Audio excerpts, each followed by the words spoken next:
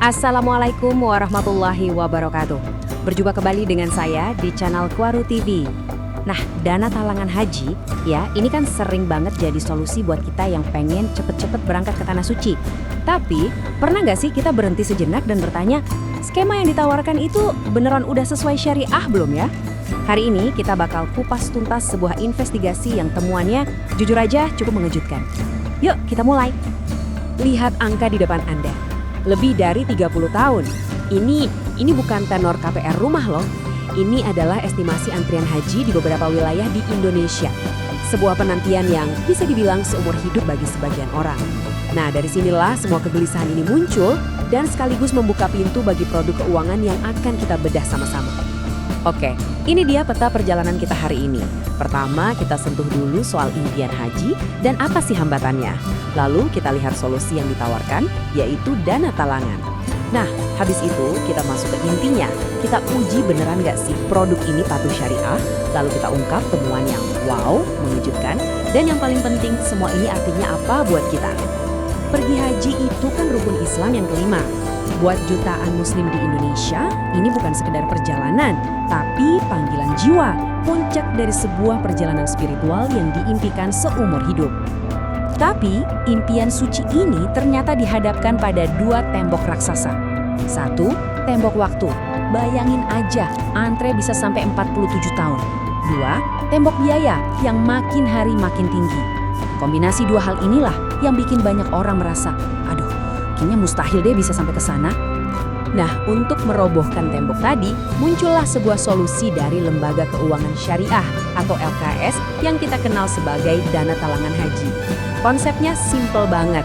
LKS bantu kita bayar uang muka pendaftaran supaya kita bisa dapat nomor porsi haji duluan. Jadi posisi kita di antrian itu aman, terkunci. Tapi tunggu dulu. Karena ini produk syariah, aturannya harus jelas dan ketat.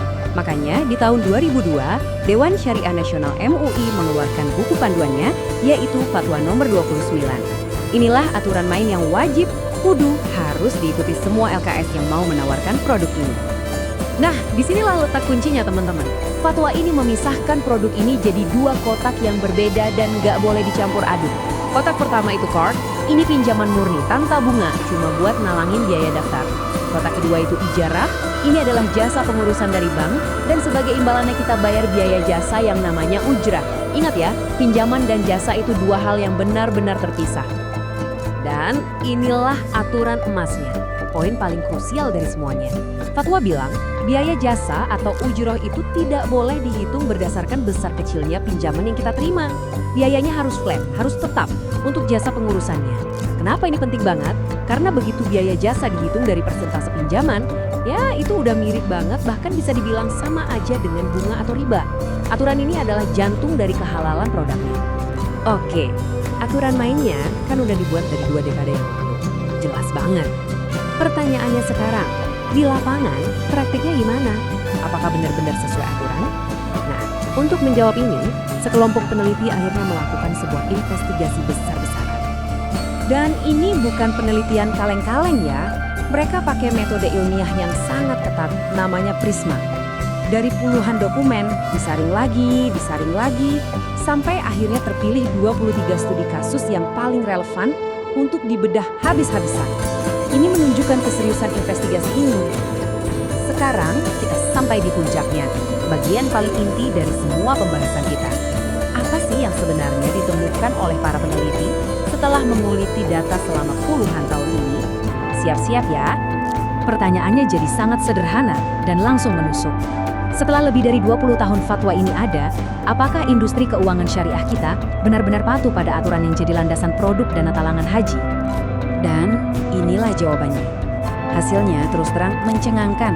Ternyata 65% itu hampir 2/3 loh praktek dana talangan haji yang diteliti ditemukan tidak sesuai dengan fatwa.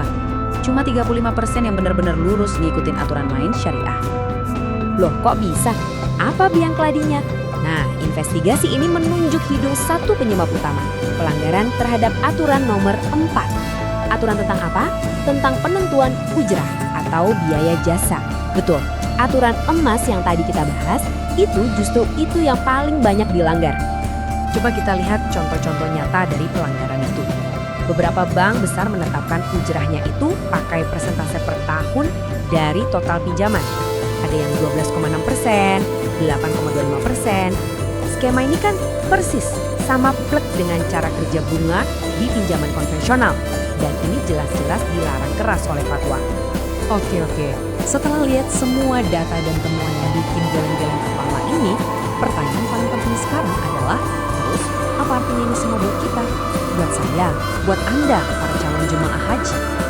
Implikasinya serius banget.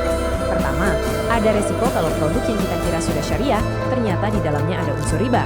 Artinya, tanpa sadar, kita bisa saja terlibat dalam transaksi yang dilarang agama. Ini juga jadi lampu kuning bagi Dewan Pengawas Syariah, artinya ada celah pengawasan. Ujung-ujungnya, pertahanan terakhir ia ada di kita sebagai nasabah yang melek informasi. Karena itulah, penelitian ini nggak cuma berhenti di temuan, tapi juga ngasih rekomendasi yang sangat tegas. Dewan Pengawas Syariah atau DPS, baik yang di internal bank maupun di level regulator, harus lebih galak lagi. Pengawasannya harus diperketat untuk memastikan setiap produk itu benar-benar patuh. Jadi, setelah tahu semua ini, pertanyaan penutupnya bukan untuk kami, tapi untuk Anda.